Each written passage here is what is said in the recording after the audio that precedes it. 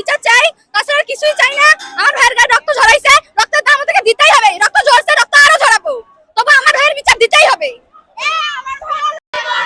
আমার ভাইয়ের রক্ত চেয়েছিলাম অধিকার, হয়ে গেলাম রাজাকার। তুমি কে আমি কে, রাজাকার রাজাকার। তুমি কে আমি কে, রাজাকার রাজাকার। কে বলেছে সরকার সরকার। তুমি কে আমি কে।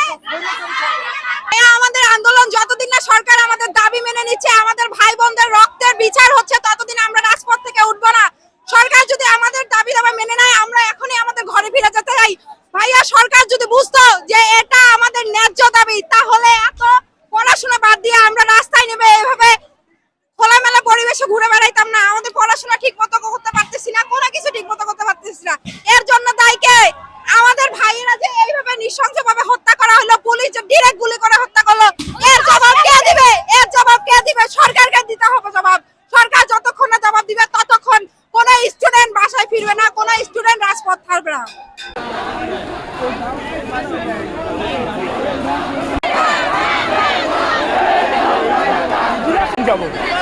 আমাদের ভাইকে বের করে নিয়ে আসবো আজকে।